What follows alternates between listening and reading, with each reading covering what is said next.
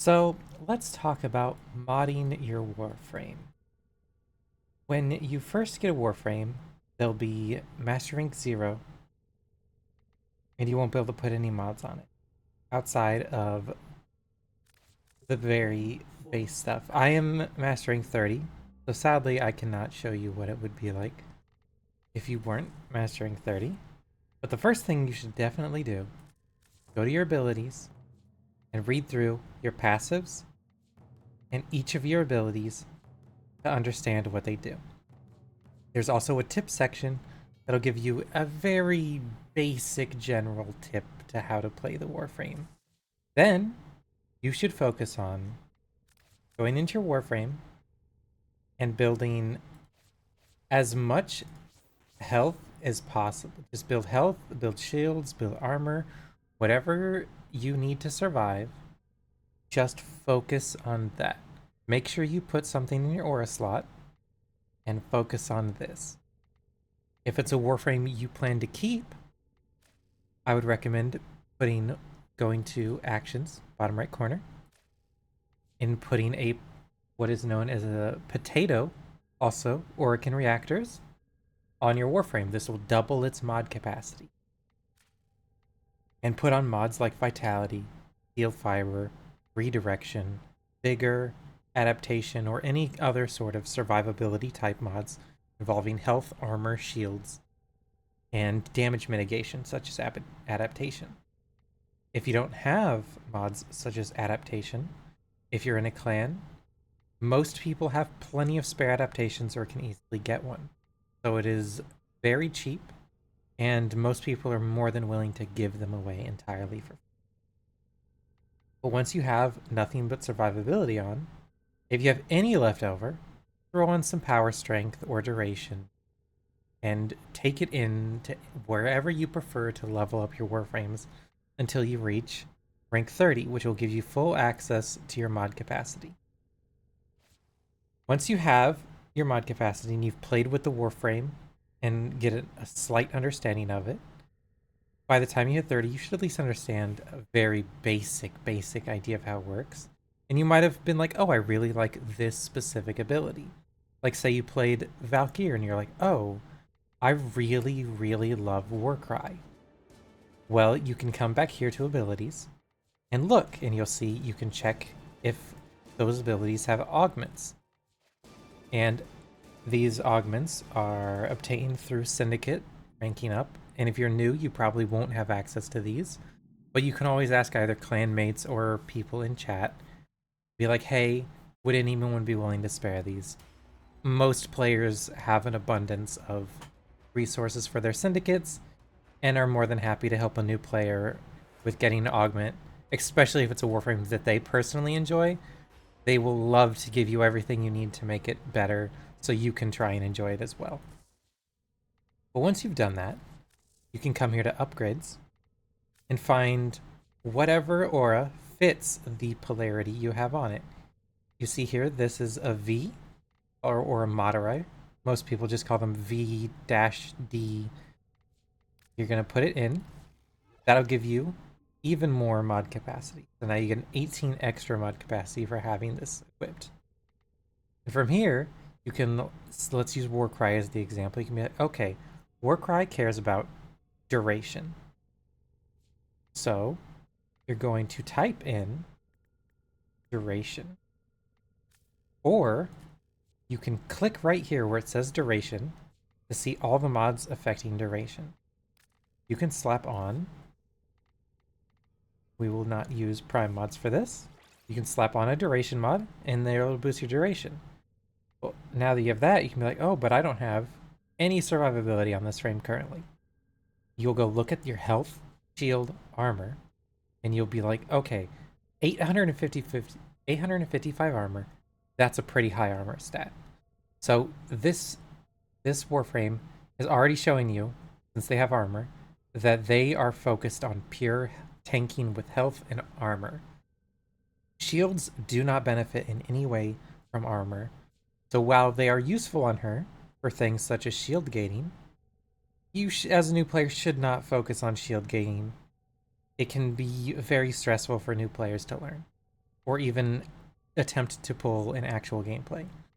So you'll do things like, oh, this frame wants health, slap on some health. They want armor, put on some armor. And that right there is already skyrocketed and given you 85% damage reduction just by having these. And as I mentioned before with adaptation, if you have an adaptation, this would be the perfect time to throw it on. This will just increase your damage reduction even more. And once you have your survivability on, you can then go back to look at like, okay, I see I can increase my armor and attack speed, and those scale with strength. So you'd go, click on strength, and add mods that boost your strength. And from there, you'll have 3 more blank mod slots to do whatever you want with. Maybe you're like, oh, I have enough duration, but I would really like more strength. So you can find mods that boost your strength, like Augur Secrets, and boost it even higher. Or if you have done Derelict Vaults or Dragon Vaults, you can get what are known as corrupted mods that will increase one stat, but decrease another stat. And you'd be like, well, I don't really care so much about range because I don't use Ripline that much. I don't think there is one to decrease range. Yeah, we'll go with efficiency. Maybe you're not worried about any energy and you're like, I'm fine with the energy I have. You can then slap on mods like this. It'll drop your efficiency, which makes all of your abilities cost more, but greatly increase your strength from 130 to 229. And even with the negative, you can be like, well, I can counter that with just adding more efficiency.